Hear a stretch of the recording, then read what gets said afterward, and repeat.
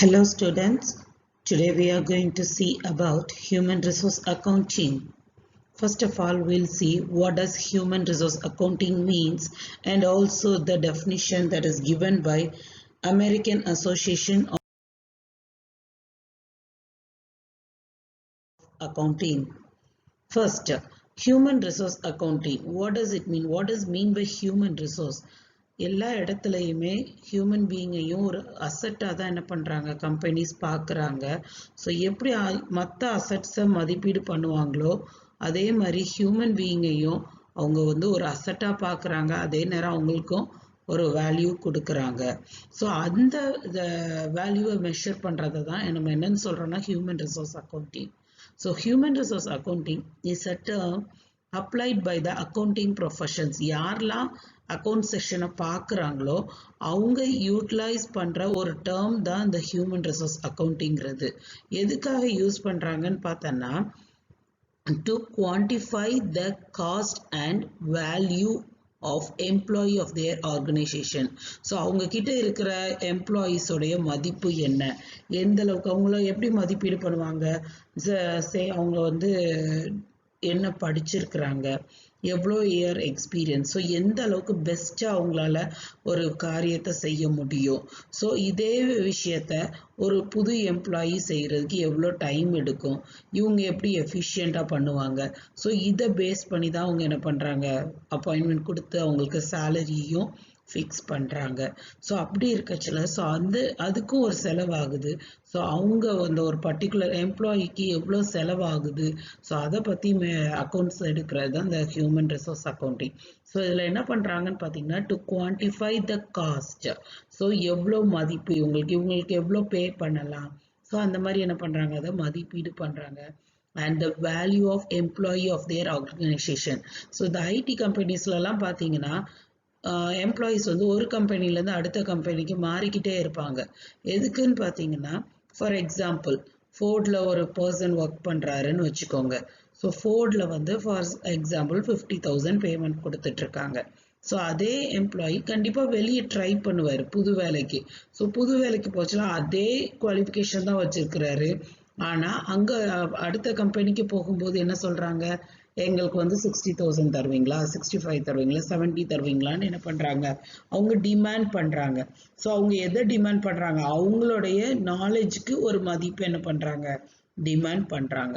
So value of the employee, இந்த எம்ப்ளாய்க்கு எவ்வளோ தூரம் நம்ம சம்பளம் கொடுக்கலாம், ஸோ இவருக்கு எந்த அளவுக்கு ஒர்த்து, அதை பற்றி இப்போ ஸ்டடி பண்ணுறது தான் human resource accounting. So American association of accounts என்ன இதை சொல்கிறாங்கன்னு பார்த்தீங்கன்னா HRA is a process of identifying and measuring data about human resource. So human resource எப்படி ஒரு கம்பெனிக்கு ஒரு ஃபிக்ஸட் அசெட்டோ ஒரு ஃப்ளோட்டிங் அசெட்டுக்கோ அதே மாதிரி ஹியூமன் பீயிங்கும் ஒரு பெரிய அசெட்டு. ஸோ அவங்கள என்ன பண்ணுறாங்க ஐடென்டிஃபை பண்ணணும். ஸோ ஃபர்ஸ்ட் ஒரு ரெகக்னைசேஷன் கொடுக்கணும், இந்த பர்டிகுலர் பர்சனால இந்த ஒர்க் நடந்துச்சு. இப்போ ஃபார் எக்ஸாம்பிள் கூகுள் சிஇஓ எடுத்துக்கோங்க சுந்தர் பிச்சை. ஸோ ஃபர்ஸ்ட் அவருக்கு ரெகக்னைசேஷன் கிடைச்சது என்னதுன்னா அவர் ஜிமெயில் என்ன பண்ணுறது லான்ச் பண்ணச்சுல. ஸோ அவங்க வந்து ரெகக்னைஸ் பண்ணுறாங்க. ஸோ அவர் வந்து இன்னொரு கம்பெனி அதை விட ஹையர் பேக்கேஜ் கொடுக்கன்னு டிமாண்ட் பண்ணியிருக்கலாம். ஸோ அவங்க வெளியே போயிடாத அளவுக்கு அவங்க என்ன பண்ணியிருப்பாங்க காசு கொடுத்து அவங்களுக்கு எவ்வளோ இன்சென்டிவ்ஸ் இன்க்ரீஸ் பண்ணணுமோ அவங்க கண்டிப்பாக அந்த மாதிரி விஷயங்களை செஞ்சுருப்பாங்க. So it is a process of identifying and measuring data. So இந்த பர்டிகுலர் பர்சனுக்கு இவருடைய ஒர்த் என்னது, இவளுக்கு எவ்வளோ பே பண்ணுறோம், ஸோ இந்த மாதிரி மெஷர் பண்ணுறேன் and communicating this information to the interested parties. So interested parties னு பார்த்தீங்கன்னா obviously management. ஸோ மேனேஜ்மெண்ட் வந்து எப்படி காஸ்ட் ரிடக்ஷன் பண்ணலாம் அப்படின்னு பிளான் பண்ணுவாங்க.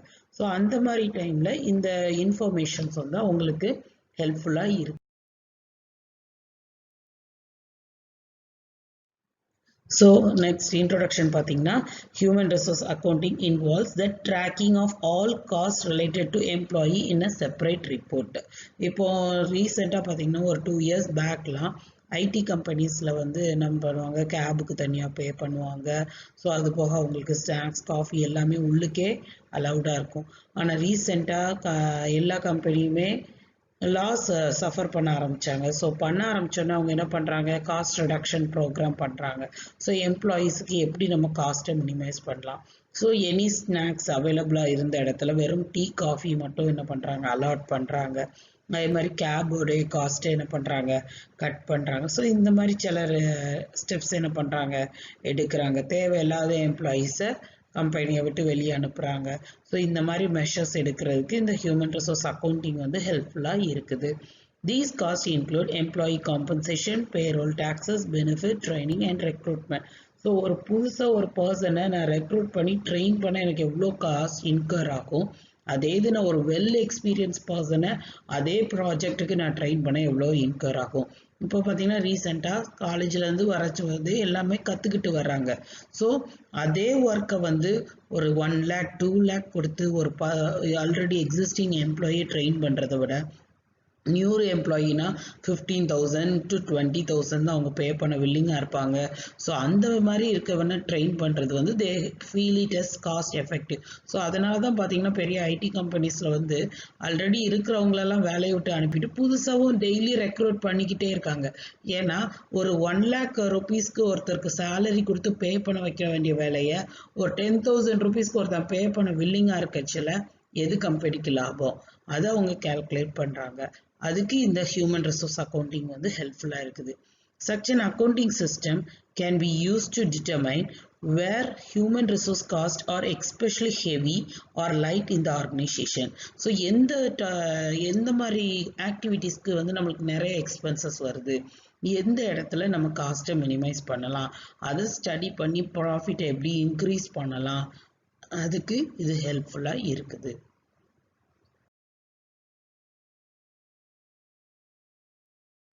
நெக்ஸ்ட் ஒன் பார்த்தீங்கன்னா objectives of HRA. HRA in the sense human resource accounting. So என்ன அப்ஜெக்டிவ்னு பார்த்தீங்கன்னா first of all it helps to value the cost. So எவ்வளோ காஸ்ட் இன்வால்வ் ஆகுது, acquiring, developing, allocating and maintaining. So ஒரு employee புதுசாக நான் recruit பண்ணுறதுக்கோ, so அவருக்கு ட்ரைனிங் கொடுத்து எப்படி டெவலப் பண்ணுறது, அவருக்கு என்ன ஜாப் நான் அலாகேட் பண்ணுறது, எப்படி அவரை வந்து என் கம்பெனியில் தக்க வச்சுக்கிறது. ஸோ இந்த மாதிரி விஷயங்களுக்கு எனக்கு எவ்வளோ காஸ்ட் இன்வால்வ் ஆகும் அதை ஸ்டடி பண்ணுறதுக்கு ஹெல்ப்ஃபுல்லாக இருக்குது. நெக்ஸ்ட் ஒன் பார்த்தீங்கன்னா enabling management to monitor the human resource. So எவ்வளோ செலவு ஆகிட்டு இருக்குது நம்மளுக்கு, ஸோ எவ்வளோ என்ன மாதிரி நம்ம ஆக்ஷன்ஸ் எடுத்தால் காஸ்ட் எஃபெக்டிவாக இருக்கலாம், அதை மானிட்டர் பண்ணுறது. கரெக்டான விதத்தில் தான் செலவாகுதா, இல்லை யாருமே வேலை இல்லாமல் சும்மா சம்பளம் வாங்கிட்டு இருக்காங்களா, இதை பற்றி ஸ்டடி பண்ணுறதுக்கு உங்களுக்கு ஹெல்ப்ஃபுல்லாக இருக்குது. அடுத்து பார்த்தீங்கன்னா finding depreciation or appreciation. So இந்த எம்ப்ளாயியை வச்சுருந்தா என் கம்பெனிக்கு நல்லது, இவர் வந்து இருந்தாலும் ஒரு யூஸ் இல்லை, இல்லாட்டாலும் ஒரு யூஸ் இல்லை, அது மாதிரி ஐடென்டிஃபை பண்ணுறதுக்கு டிப்ரிஷியேஷன்னா இவரோட மதிப்பு வந்து குறைஞ்சிக்கிட்டே போகுது, ஸோ தேவையில்லை, அந்த மாதிரி அந்த ஒர்க்கை வந்து நம்ம கம்ப்யூட்டரைஸ் பண்ணிடலாம். அந்த மாதிரி ஒரு விஷயங்களுக்கும் இது ஹெல்ப்ஃபுல்லாக இருக்குது. அடுத்தது பார்த்தீங்கன்னா அசிஸ்டிங் இன் developing effective management practices. So இன்னும் நல்லா எப்படி நான் மேனேஜ் பண்ணலாம், அந்த மாதிரி டிசிஷன் எடுக்கிறதுக்கு இந்த ஹெச்ஆர்ஏ எனக்கு ஹெல்ப்ஃபுல்லாக இருக்குது. அடுத்து பார்த்தீங்கன்னா increasing managerial awareness of the value of human resource. So ஒரு கம்பெனிக்கு ஒரு அசட் எந்த அளவுக்கு முக்கியமோ அதே மாதிரி இந்த ஹியூமன் பீயிங்கும் முக்கியம், அவங்களோட எம்ப்ளாயீஸ் முக்கியம், அவங்களுடைய கேர் அண்ட் அவங்களோட மென்டாலிட்டி எல்லாம் நார்மலாக இருந்தால் தான் கம்பெனி நல்லா எஃபிஷியண்ட்டாக ரன் ஆக முடியும். ஸோ அந்த மாதிரி விஷயங்களை பற்றின அவேர்னஸ் வந்து ஒரு மேனேஜ்மெண்ட்டுக்கு கிடைக்கிறதுக்கு இது ஹெல்ப்ஃபுல்லாக இருக்குது. இந்த ஃபார் எக்ஸாம்பிள் பர்டிகுலர் எம்ப்ளாயி அடுத்த கம்பெனிக்கு போகிறான், மற்ற கம்பெனி உங்களுக்கு எவ்வளோ பே பண்ண வில்லிங்காக இருக்கிறாங்க, இவர் நம்ம கம்பெனிக்குள்ளே இருந்ததுன்னா நம்மளுக்கு என்ன லாபம், அதை பற்றி ஸ்டடி பண்ணுறதுக்கு இது ஹெல்ப்ஃபுல்லாக இருக்குது. அடுத்து பார்த்தீங்கன்னா for better human resource planning.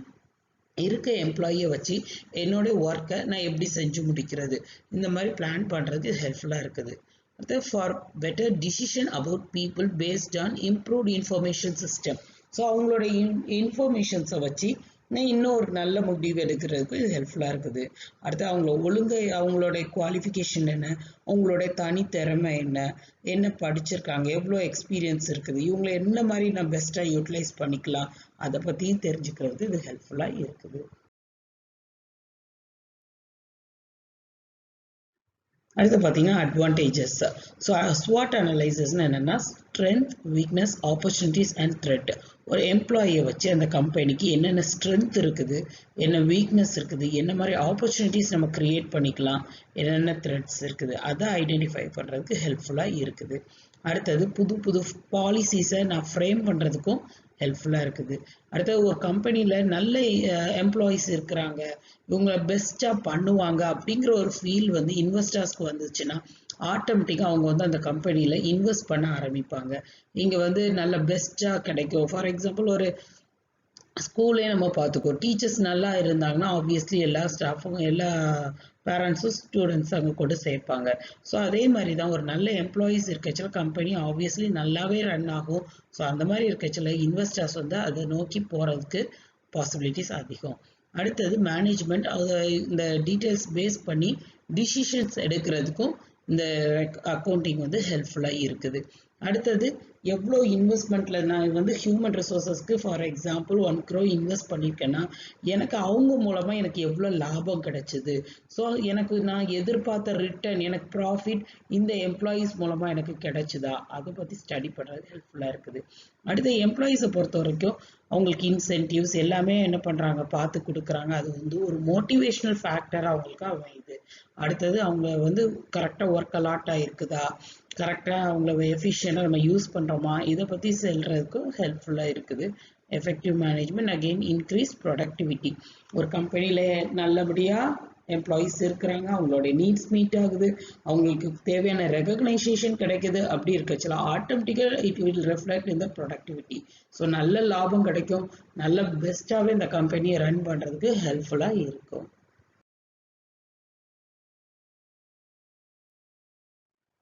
Next பார்த்தீங்கன்னா disadvantages of human resource accounting. So இதில் பார்த்தீங்கன்னா valuation methods have certain disadvantages.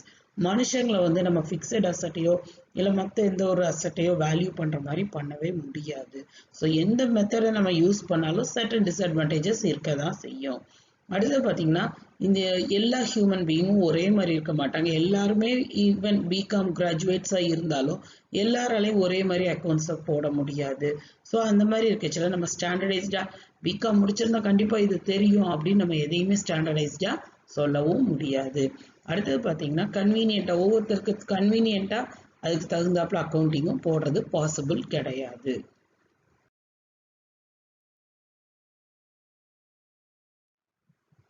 அடுத்து பார்த்தீங்கன்னா human resources are based on certain assumptions. அவங்க வந்து இத்தனை மணி நேரம் ஒர்க் பண்ண முடியும் அப்படின்னு நம்ம வந்து ஒரு ஃபிக்ஸடாக ஒரு அசம்ஷன் வச்சுருப்போம். ஃபார் சே 8 hours அவங்களால கண்டினியூஸாக ஒர்க் பண்ண முடியும், 12 hours ஒர்க் பண்ண முடியும். ஆனால் எல்லாராலையும் அதை மாதிரி இருக்க முடியாது. It may very depend upon the working atmosphere. For example sunny டேயாக இருக்கச்சுல அவங்களால 14 hours ஒர்க் பண்ணுறது பாசிபிள் கிடையாது. ஸோ கண்டிஷன் வந்து வேரி ஆகும். அதே நேரம் பார்த்தீங்கன்னா it is assumed that all workers continue to work with the same organization till retirement.